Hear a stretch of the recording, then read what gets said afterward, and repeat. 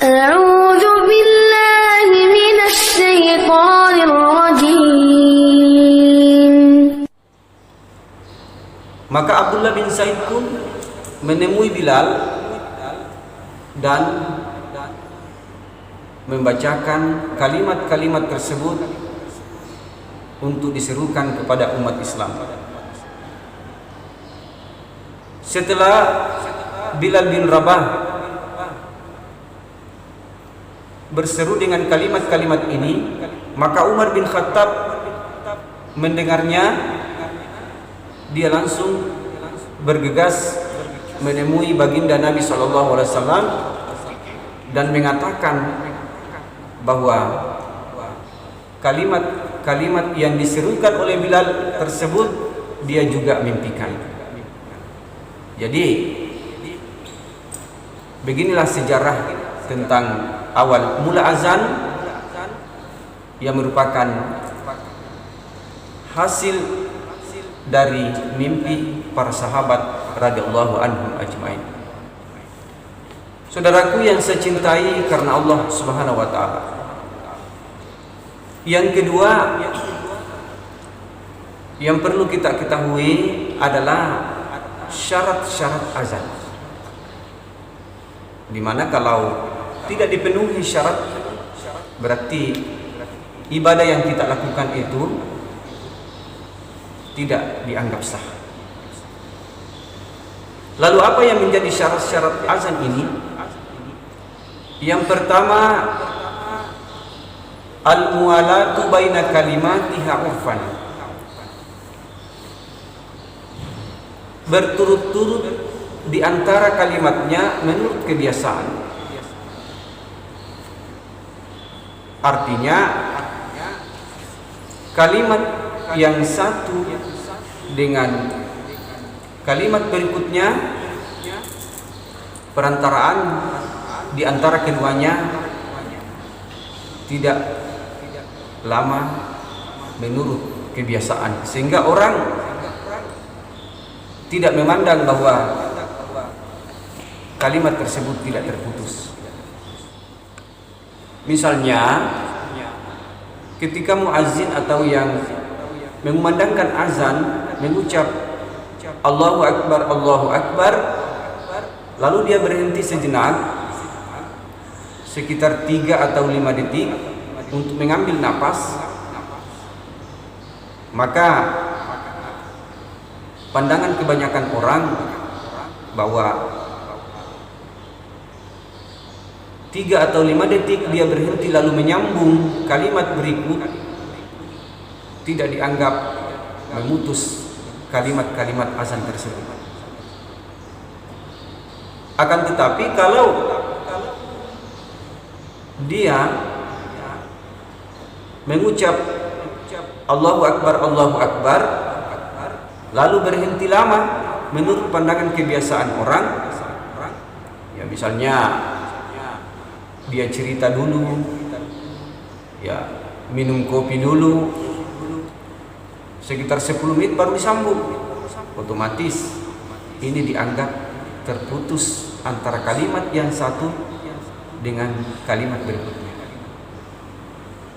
Jadi ini yang pertama, bahwa kalimat-kalimat azan dan iqamah harus berturut-turut atau tidak terputus menurut pandangan hal kebiasaan di dalam ya tradisi atau pandangan kebanyakan orang.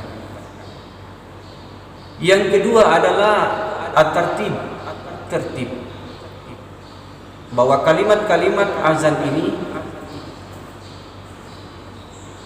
harus tertib dalam artian yang awal didahulukan, yang terakhir dikemudiankan. Misalnya Allahu Akbar, sesudah kalimat itu ya mengucap lagi Allahu Akbar, setelah itu syahadat dan seterusnya. Jadi kalau mengucap Allahu Akbar langsung hayya 'alas shalah, otomatis ini tidak tertib, itu azan tidak dianggap sah.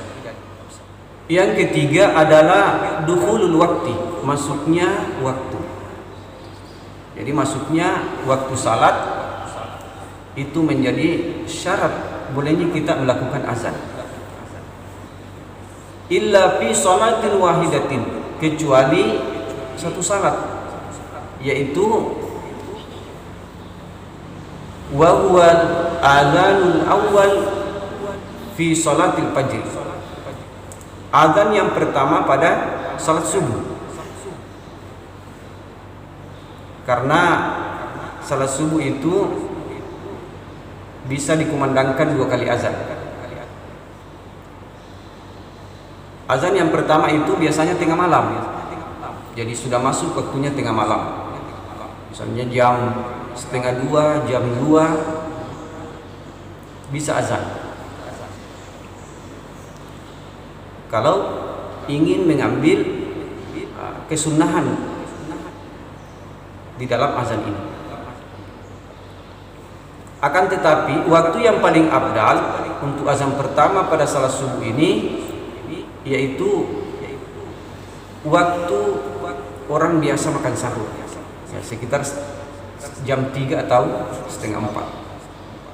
Dan kalau mengumandangkan azan pertama pada salat subuh, ya jangan dulu dibaca taswib atau as-salatu khairum minan naum. Nanti dibaca kalau azan yang kedua.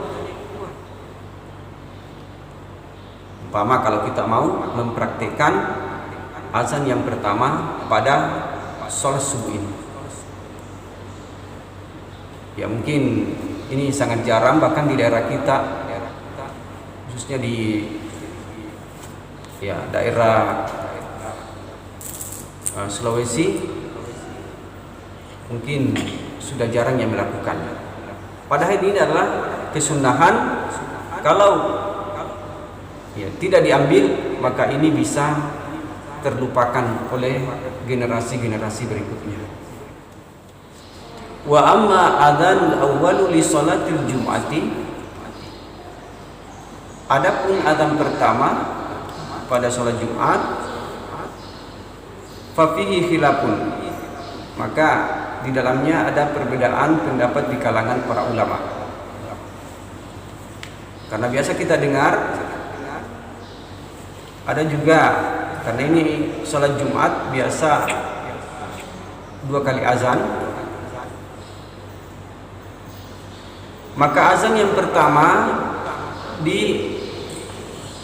diperdebatkan atau khilafiyah, terjadi perbedaan pendapat di kalangan para ulama kita.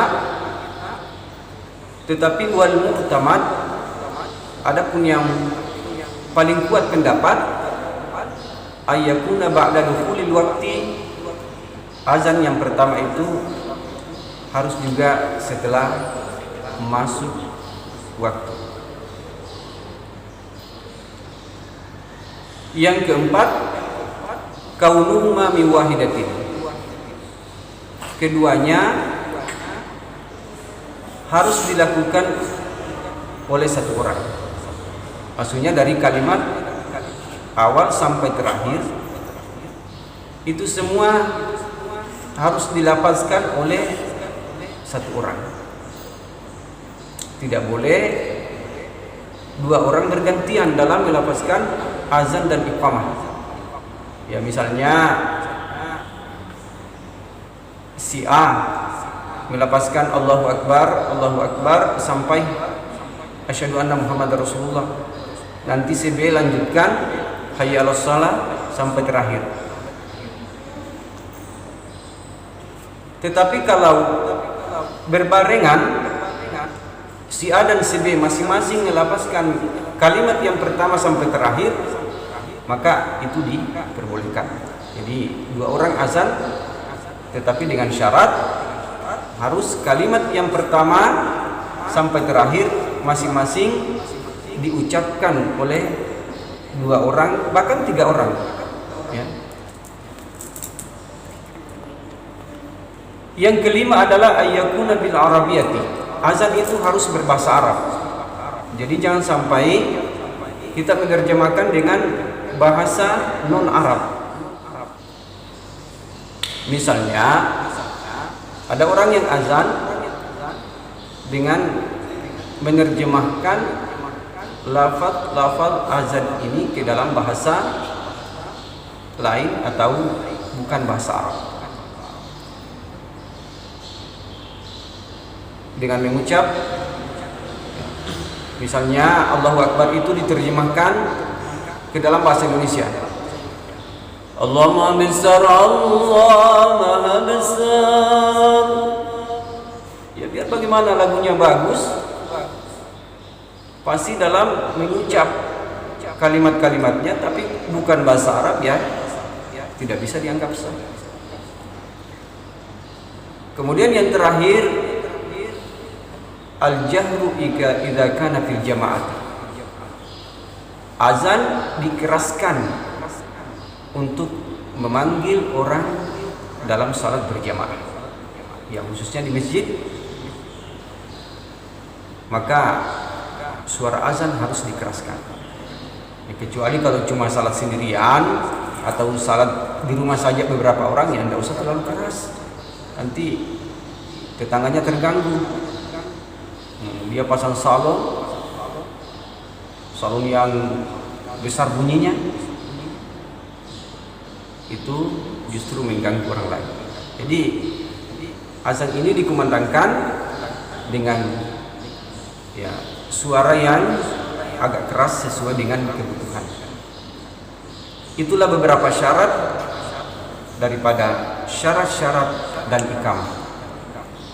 Kemudian ada juga syarat yang lain, yaitu syurutul muadzin, syarat-syarat yang mengumandangkan azan. Siapa yang bisa mengumandangkan azan? Pertama adalah al-Islam, orang Islam. Jadi orang kafir atau yang di luar Islam, kalau dia mengumandangkan azan, maka azannya tidak sah. Yang kedua adalah tamyiz, bisa membedakan yang baik dan buruk.